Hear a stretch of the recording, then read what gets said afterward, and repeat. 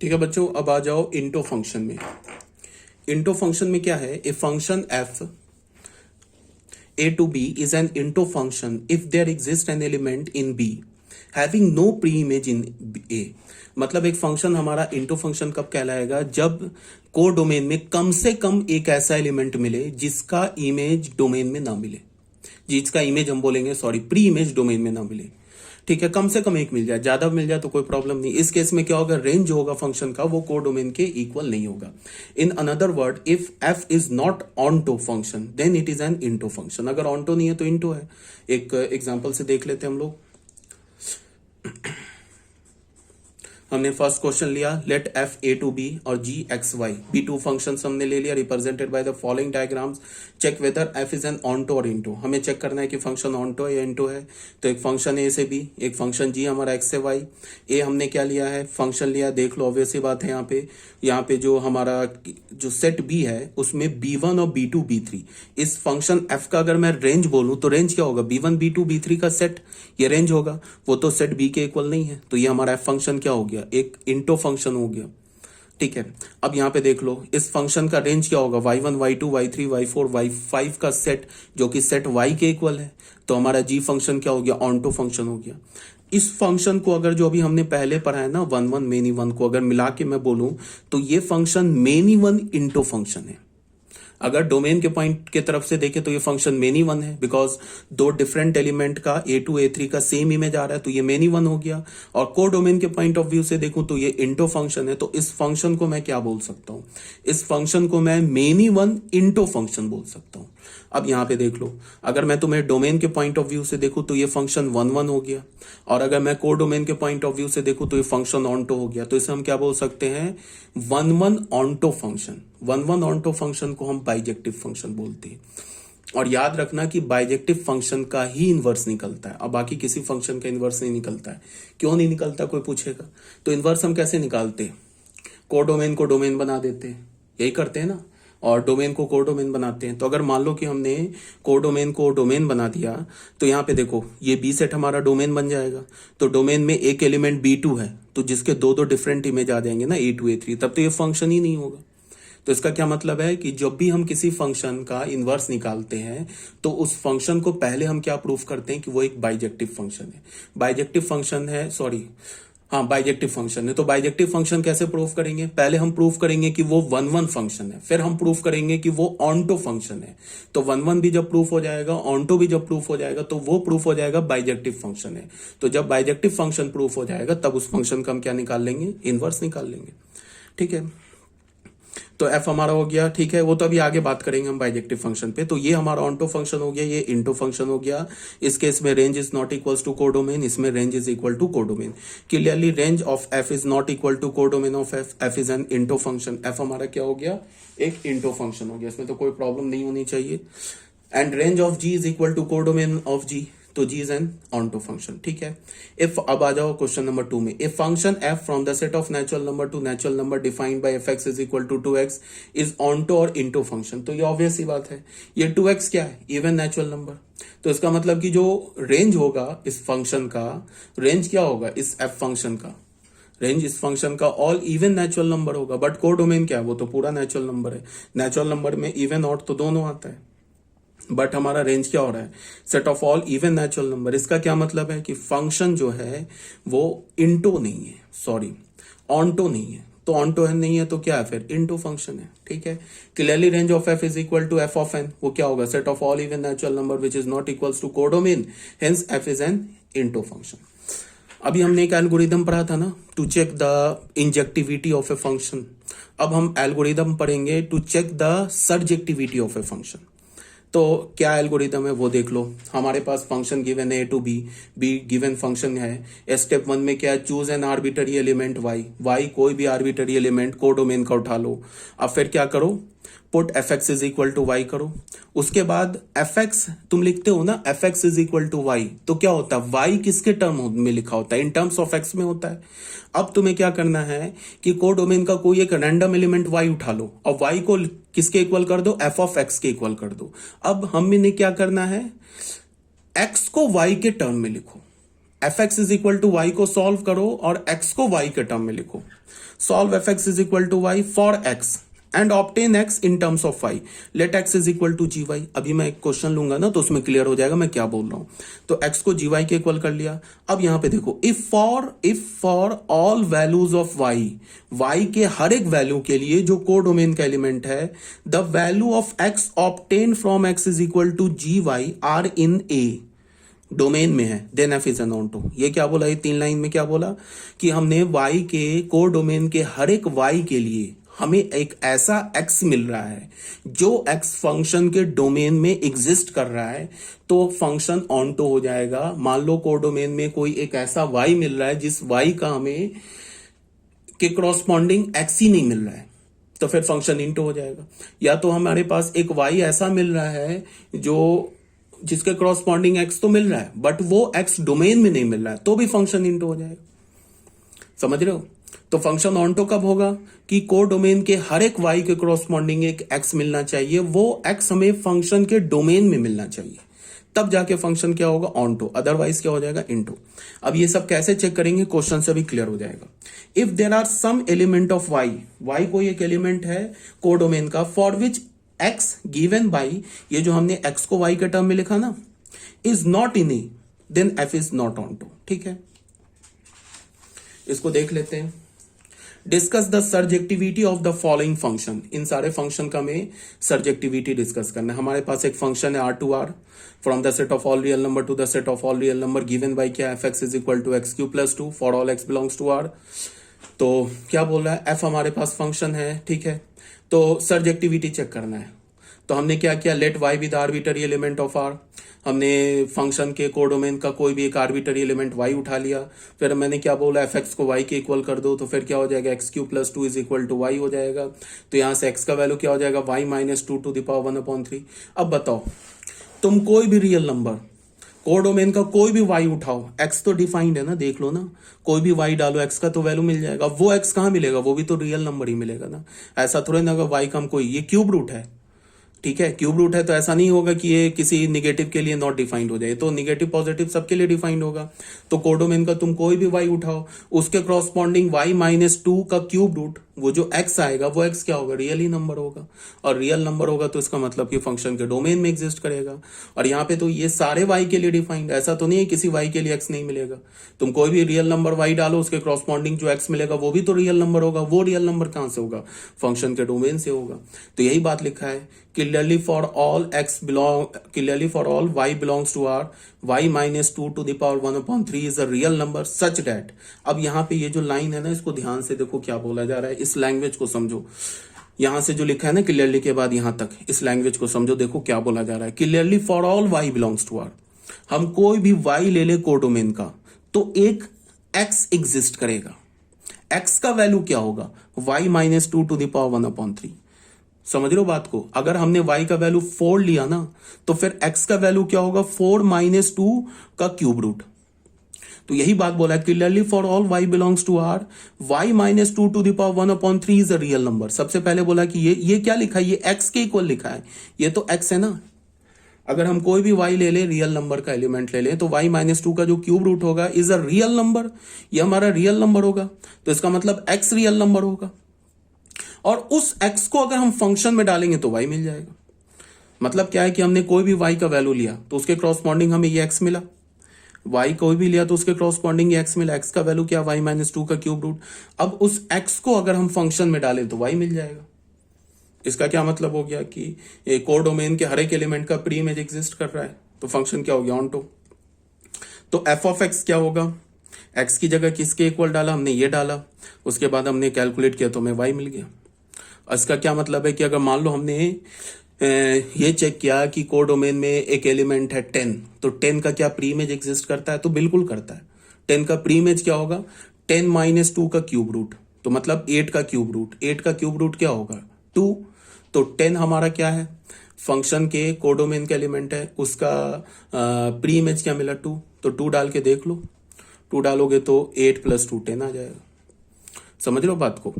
तो इसका ये लैंग्वेज इंपॉर्टेंट है, ये लिखना इंपॉर्टेंट है। यहाँ पे जो लिखा है ना clearly for all y belongs to R, codomain का हमने कोई भी y ले लिया real number, y minus two का क्यूब रूट ये तो x के इक्वल है, x is a real number such that उस x को डालेंगे तो y मिल जाएगा। देख लो x को डाला तो y मिल गया।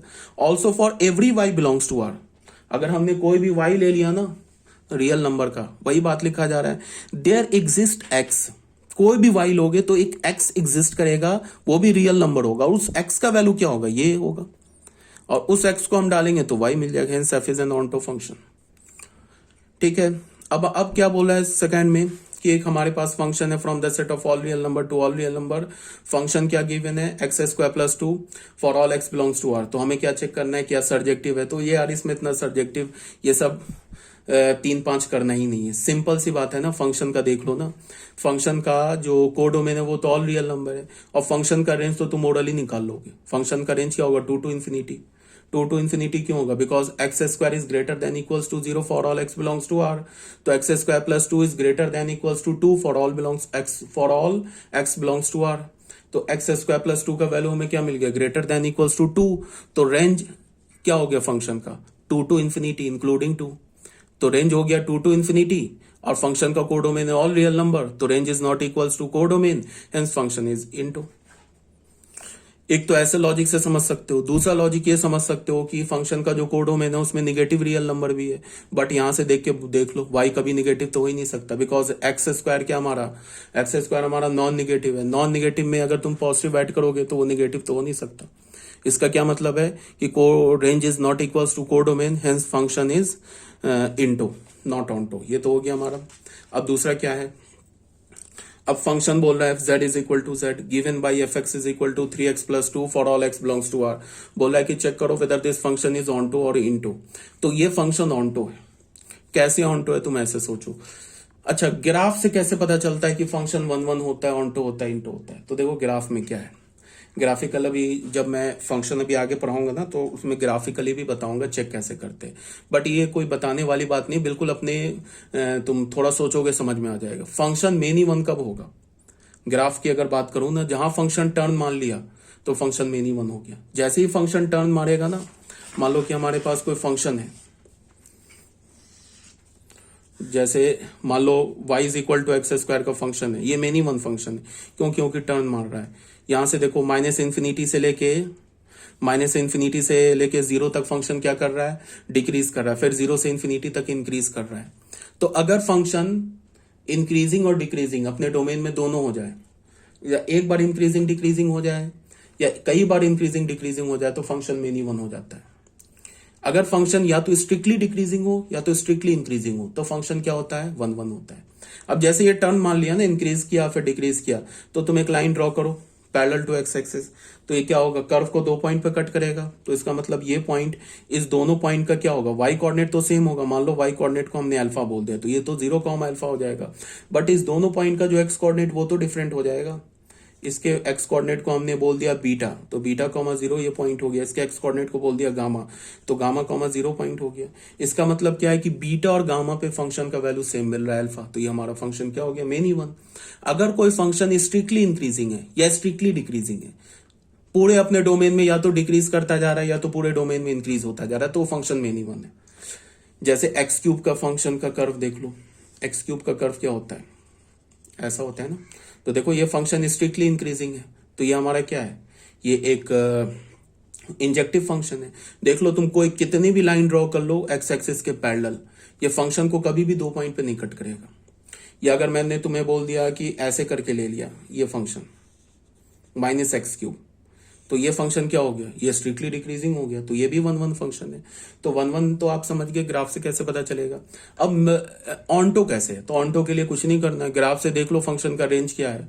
अगर ग्राफ से फंक्शन का रेंज और कोडोमेन के इक्वल है तो फंक्शन ऑनटो हो गया, अदरवाइज इनटो हो गया। तो ये तो क्लियर सी बात है। तो यहां पे देखो ऑब्वियस सी बात है 3y is equal to 3x plus 2 क्या हमारा एक स्ट्रेट लाइन है। स्ट्रेट लाइन तो इंक्रीज ही करता है, या तो इंक्रीज करेगा या डिक्रीज करेगा। अगर स्ट्रेट लाइन का स्लोप पॉजिटिव होगा तो वो स्ट्रेट लाइन क्या होगा हमारा इंक्रीजिंग होगा अपने डोमेन में। स्ट्रेट लाइन का अच्छा ये जो फंक्शन दे रखा है ऑल रियल नंबर पे नहीं दे रखा है तो भी कोई प्रॉब्लम नहीं है, ये फंक्शन हो जाएगा 1 1 इंटो फंक्शन हो जाएगा ये।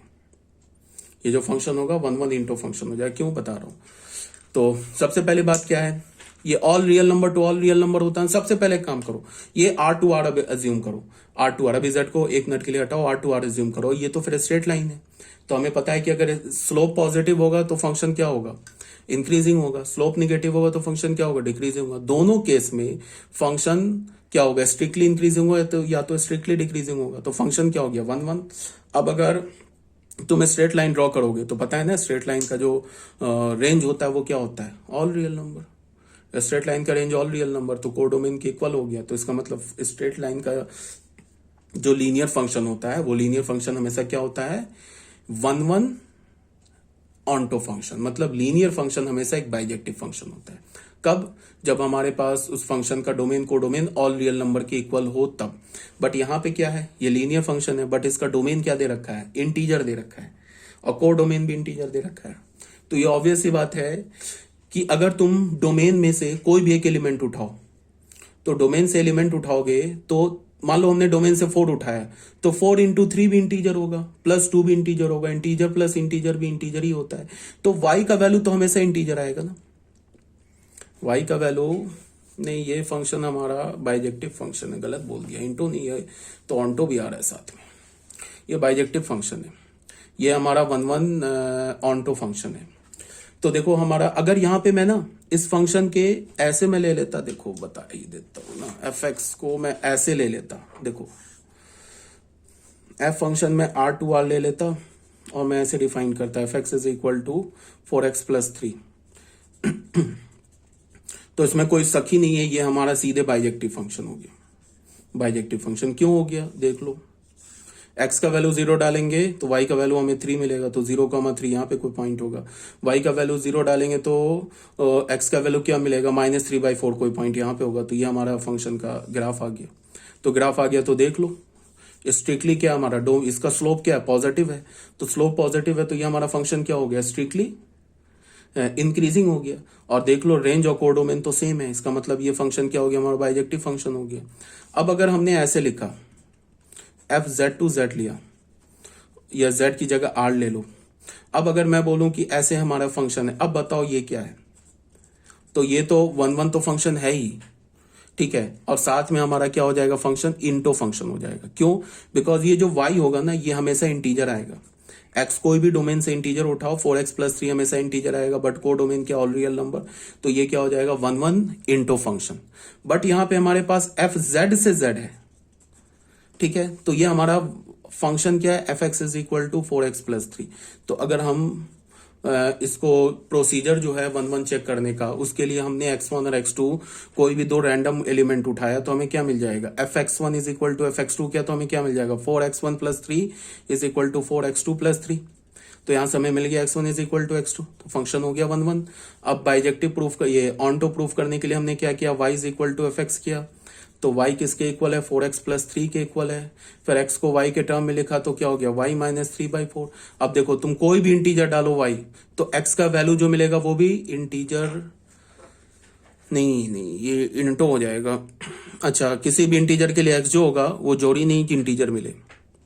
मान लो x का वैल्यू हमने 5 उठा लिया, तो 5 माइनस 3/2, तो 5 माइनस 3/2 क्या हो जाएगा, 2, 5 माइनस 3/4 तो क्या हो जाएगा, 2/4, 2/4 तो मिलेगा 1/2, तो y 1/2 क्या हमारा, तो इंटीजर नहीं है। इसका क्या मतलब होगा, ये फंक्शन 1 1 इंटो फंक्शन हो जाएगा। मतलब ये जो क्वेश्चन है ना हमारा, ये 1 1 इंटो फंक्शन है, ठीक है, समझ रहे हो बात को। तो यही बोला जा रहा है यहाँ पे क्या बोला गया कि let y be an arbitrary element z in codomain. F x को हमने y के इक्वल किया, तो हमें क्या मिल गया, 3x plus 2 is equal to y। अच्छा, 1 1 तो है ही, ऑन्टो चेक करना हमें। तो x का वैल्यू हमें क्या मिल गया, y माइनस 3/2। अब देखो ये y क्या है हमारा, y कहां से आएगा, ये तो कोडोमेन से आएगा। कोडोमेन क्या हमारा, इंटीजर है, तो हमने 5 उठा लिया, या यहाँ पे y का वैल्यू 0 उठा लिया, तो x का वैल्यू तो हमें -2/3 मिल गया। बट -2/3 तो डोमेन में है नहीं, 10 y is equal to 0। y का वैल्यू अगर हमने 0 लिया तो 0 तो है ना कोडोमेन में, बट 0 का प्री इमेज एग्जिस्ट नहीं कर रहा है। इसका क्या मतलब है कि इस फंक्शन का जो रेंज है वो कोडोमेन के इक्वल नहीं है। तो रेंज जब कोडोमेन के इक्वल नहीं है तो फिर फंक्शन क्या हो गया, फंक्शन हमारा बन गया इंटो फंक्शन हो गया। ठीक है, क्वेश्चन नंबर 2 में आ जाओ। Show that the function F set of all natural number to set of all natural number given by, हमारे पास एक फंक्शन दे रखा है, ये बोल रहा है कि फंक्शन का वैल्यू इसको अलग अलग करके डिफाइन किया है। फंक्शन का डोमेन क्या है, set of all natural number, codomain क्या है, set of all natural number. Function कैसे डिफाइन किया, f of 1 is equal to f of 2 is equal to 1, मतलब फंक्शन का वैल्यू 1 और 2 पे 1 के इक्वल है। और 1 और 2 को छोड़कर अगर तुम कोई किसी एलिमेंट का इमेज निकालना चाहते हो तो उसके लिए ये यूज करेंगे, f x is equal to x minus 1 for every x is greater than equals to 2। अच्छा, 2 पे भी यूज कर सकते हो, बिकॉज अगर तुमने x का वैल्यू 2 लिया ना तो 2 माइनस 1, y का वैल्यू क्या मिलेगा 1, तो यहां भी 2 पर 1 आ रहा है।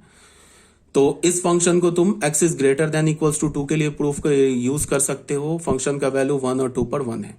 फंक्शन का डोमेन नेचुरल नंबर है, कोडोमेन नेचुरल नंबर है। तो सबसे पहली बात, ये फंक्शन मेनी 1 हो गया। मेनी 1 तो गिवन ही है, बिकॉज 1 और 2 पर फंक्शन का वैल्यू 1 के इक्वल है, तो फंक्शन तो मेनी 1 हो गया। ये एनसीईआरटी का क्वेश्चन है। ठीक है, तो फंक्शन क्या गिवन है, इसको हमने सॉल्व किया। एफ ऑफ एक्स का वैल्यू 1 कब होगा, when x is equal to 1 या 2 हो जाए। अगर डोमेन में से तुम 1 लेते हो 2 लेते हो तो उसका y क्या मिलता है, 1 मिलता है। अगर तुमने डोमेन का वैल्यू 2 से लेके इन्फिनिटी तक कोई भी नेचुरल नंबर उठाया तो उसके लिए क्या y का वैल्यू क्या होगा, x माइनस 1 होगा। तो clearly f of 1 is equal to f of 2 is equal to 1, that is 1 and 2 have the same image, 1 और 2 पे सेम इमेज है। सो फंक्शन जो है हमारा set of all natural number to set of all natural number is a many 1 function. ये तो many 1 question में ही given है। अब हमें क्या प्रूफ करना है, चेक करना है इज ऑनटो बट नॉट 1 1। ये हमें दिखाना है कि फंक्शन ऑनटो है बट 1 1 नहीं है। 1 1 नहीं है तो यहीं फिर से पता चल गया। अब हमें क्या प्रूफ करना है कि फंक्शन ऑनटो है। तो तुम ऐसे सोचो, यहां पे देखो क्या लिखा है, also let y be an arbitrary element in natural number. Codomain का हमने कोई भी क्या ले लिया, आर्बिटरी नेचुरल नंबर ले लिया। ठीक है, अब एफ ऑफ एक्स किसके इक्वल है, वाई के इक्वल है। तो एफ ऑफ एक्स किसके इक्वल है, एक्स माइनस 1, तो एक्स माइनस 1 को वाई के इक्वल किया तो एक्स का वैल्यू क्या हो गया, वाई प्लस 1। अब वाई हम जो एलिमेंट हमने लिया है ना वो क्या लिया है, 2 या 2 से ग्रेटर, कोई भी हमने वाई ले लिया कोई भी हमने y ले लिया 2 या 2 से ग्रेटर लिया तो उसके क्रॉसपॉन्डिंग देखो। ऑन टू प्रूफ करने का क्या मतलब है, ऑन टू प्रूफ करने का ये मतलब है कि हमें ये दिखाना है ना कि फंक्शन का जो रेंज है वो कोडोमेन के इक्वल है। अच्छा, एक बात से तुम लोग कंफ्यूज मत कर जाना, अगर फंक्शन ऐसे भी हो सकता है, मतलब ये इसमें मत कंफ्यूज कर जाना। मान लो यहां पे एलिमेंट है 1 2 3 4 5, ये है 6 7 8। अगर ऐसे करके है ना फंक्शन, मान लो ऐसे फंक्शन है, 2 का भी इमेज 3, 4 का भी इमेज 6, 5 का इमेज 7 और यहाँ पे 9 ले लिया, 9 का इमेज भी 8। चलो मैं बड़ा बनाता हूँ यार, तुम लोग को मोबाइल पे दिखेगा नहीं। 1 2 3 4 5 6 7 8, अगर मैंने ऐसे ले लिया ना तो ये भी फंक्शन हमारा ऑनटो हो गया ना। ये हमने अगर एफ फंक्शन ले लिया ए टू बी सेट पे तो ये भी फंक्शन ऑनटो। एक काम करते हैं, ये 4 को हटा लेते हैं, ये फंक्शन हमारा, ये तो इंटो फंक्शन हो गया, ये हमारा क्या हो गया, 4 का इमेज 7 ही लेते हैं तो ये हमारा फंक्शन इंटो हो गया। ठीक है, या फिर तुम ऐसे बोल लो कि 4 का इमेज 7 ना लेके हमने 4 का इमेज 8 ले लिया, 7 को हटा दिया तो फंक्शन ऑनटो हो गया। तो यहां पे क्या मैं बोल रहा हूं, कंफ्यूज नहीं करना है कि को डोमेन में जरूरी नहीं है। कुछ बच्चों के दिमाग में क्या आता है कि अगर फंक्शन ऑनटो है ना, अगर फंक्शन ऑनटो है तो जितने एलिमेंट डोमेन में होंगे उतने ही एलिमेंट को डोमेन में होने चाहिए। वो ऐसे सोचेंगे, अच्छा को डोमेन के हर एक एलिमेंट का प्री इमेज मिल रहा होगा, इसका क्या मतलब है कि को डोमेन में जितने एलिमेंट होंगे उतने ही एलिमेंट डोमेन में होंगे। तो इसी बात को मैं बता रहा हूं कि ऐसी बात, ऐसा कोई जरूरी नहीं है। ऐसा भी हो सकता है कि को डोमेन में कम एलिमेंट हो और डोमेन में ज्यादा एलिमेंट है, जो फॉर एग्जांपल यहां पे मैंने दिया है। इसमें देख लो, को डोमेन में 5 एलिमेंट्स हैं, को डोमेन में 3 एलिमेंट्स है, तब भी फंक्शन ऑनटो है। ये हर बात जोड़ी नहीं है कि फंक्शन में डोमेन और को डोमेन में एलिमेंट सेम हो तभी जाके फंक्शन ऑनटो होगा। हाँ, एक बात ये जरूरी है कि अगर कोडोमेन में ज्यादा एलिमेंट है और डोमेन में कम एलिमेंट है तो फंक्शन कभी भी ऑन्टो नहीं हो सकता है। अगर कोडोमेन में मैं 5 एलिमेंट दे दूं और डोमेन में मैं 4 एलिमेंट दे दूं तब फंक्शन कभी ऑन्टो नहीं हो सकता है। बट अगर डोमेन में कम एलिमेंट है, कोडोमेन में कम एलिमेंट है, डोमेन में ज्यादा एलिमेंट है तो फंक्शन ऑन्टो बिल्कुल हो सकता है, बट उसका रिवर्स ट्रू नहीं है। इसको मैं कंफ्यूज नहीं करना। अब यहाँ पे मैं क्या बोल रहा था, यहाँ पे मैं ये बोल रहा था कि हमने y कोई भी रैंडम एलिमेंट उठा लिया कोडोमेन का, तो फिर fx को y के इक्वल किया तो x का वैल्यू क्या मिल गया, y+1। अब तुम कोई भी y का वैल्यू ले लो, एनी नेचुरल नंबर, तो x हमें क्या मिलेगा। अगर तो हम कोई भी y का, मान लो y का वैल्यू 10 ले लिया तो x का वैल्यू 11 मिल जाएगा। इसका मतलब क्या है कि y का तुम कोई भी वैल्यू लो, कोडोमेन का कोई भी y, वहां से कोई भी y उठाओ तो उसके करस्पॉन्डिंग x हमें मिल जाएगा, और जो x मिलेगा वो डोमेन में ही मिलेगा। तो इसका मतलब क्या है कि सारे y का प्री इमेज हमें मिल रहा है डोमेन में। तो इसका मतलब क्या हो गया कि फंक्शन ऑन्टो हो गया। अब फंक्शन मेनी वन तो क्वेश्चन में ही गिवन है, तो ये प्रूफ हो गया कि function is a many one onto function. ठीक है। Also y is the arbitrary element ले लिया, fx को y के इक्वल किया, फिर x माइनस वाई को y के इक्वल किया, x का वैल्यू हमें क्या मिल गया, y+1। Clearly y+1 belongs to natural number domain for all y belongs to codomain, hence function is an क्या हो गया, ऑन्टो फंक्शन। देखो clearly for each y belongs to N codomain there exist x, एक x मिलेगा, वो किसके equal होगा, y+1। अगर हमने y का वैल्यू 5 लिया ना तो x का वैल्यू 6 हो जाएगा, y का वैल्यू 7 लिया तो x का वैल्यू 8 हो जाएगा। तो एक अगर y का वैल्यू 7 लिया तो x का वैल्यू 8 हो जाएगा, मतलब y के वैल्यू से में 1 ऐड कर दोगे तो x का वैल्यू आ जाएगा। तो यहां पे क्या बोल रहा है, clearly for each y belongs to natural number codomain में देयर एग्जिस्ट x, एक x एग्जिस्ट करेगा जिसका वैल्यू y+1 के इक्वल होगा, जो कि नेचुरल नंबर का एलिमेंट होगा डोमेन का, सच दैट f(x), मतलब उस x को डालोगे तो वो y मिल जाएगा। सो fn(n) is an onto function. ठीक है, तो ये बात हो गई। क्वेश्चन नंबर 3 में क्या बोल रहा है, शो दैट सिग्नम फंक्शन, एक हमारा सिग्नम फंक्शन है from the set of all real number to all real number is neither 1 1 not onto. ये एनसीईआरटी का क्वेश्चन है, ये ऑब्वियस ही बात है। सिग्नम फंक्शन का तुम्हें अगर ग्राफ याद होगा तो सिग्नम फंक्शन का ग्राफ क्या होता है, सिग्नम फंक्शन का यही होता है ना ग्राफ, ये तो अभी पढ़ाया तुम लोग को 11th में भी, सिग्नम 0 पर 0, यही होता है ना ग्राफ सिग्नम फंक्शन का। तो देख लो इस फंक्शन का अगर रेंज बोलूं तो रेंज क्या होगा, -1 0 1 which is not equals to real number. अब यहां पे देख लो x का वैल्यू ग्रेटर देन 0 लोगे तो fx का वैल्यू हमें 1 मिलेगा, ये 1 है -1 है। अगर तुम x का वैल्यू 0 लोगे तो fx का वैल्यू हमें क्या मिलेगा, 0 मिलेगा। x का वैल्यू लेस देन 0 लोगे तो fx का वैल्यू हमें क्या मिलेगा, -1। यहां देख लो ना, ऐसे इन्फिनाइट रियल नंबर है जिस पर इमेज 1 आ रहा है, सारे पॉजिटिव रियल नंबर का इमेज 1 आ रहा है, सारे नेगेटिव रियल नंबर का इमेज -1 आ रहा है, और 0 का इमेज 0 आ रहा है। ठीक है, तो इसका मतलब क्या हो गया, मेनी वन इंटो फंक्शन हो गया। तो इसी बात को यहाँ पे लिखा हुआ है कि शो डेट सिग्नम फंक्शन, जो हमारा सिग्नम फंक्शन है फार to R, is neither 1 1 not onto, ना ही ये 1 1 है ना ही ऑन्टो है। 1 1 क्यों नहीं है भाई, 1 1 इसलिए नहीं है कि सारे पॉजिटिव रियल नंबर का एक इमेज आ रहा है, सारे नेगेटिव रियल नंबर का एक इमेज आ रहा है। ऑन्टो इसलिए नहीं है क्योंकि फंक्शन का कोडोमेन तो ऑल रियल नंबर है, बट इसका रेंज क्या है, -1 0 1, जो कोडोमेन के इक्वल नहीं है, तो फंक्शन क्या हो गया, इंटो। ठीक है, यहां तक आगे बात समझ में। अब 5th टाइप ऑफ फंक्शन आ जाओ जिसको हम क्या बोलते हैं, बाइजेक्टिव फंक्शन।